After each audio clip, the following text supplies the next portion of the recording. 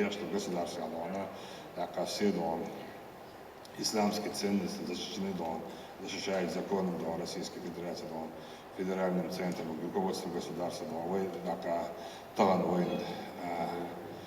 государства, просто Россия, исламские государства, 99% полностью защищены. Да, есть определенные моменты,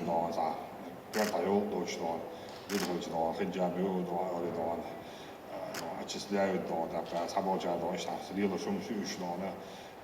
это, я считаю, что они не граждане России, они тоже являются фашистами, кто не разрешает строить мечети, кто не разрешает носить хиджабы, исламской формы одежды, они тоже являются частью украинской фашизма. Поэтому мы призываем всех, чтобы отнеслись к нам с уважением, или мы должны будем принимать меры во всех смыслах этого.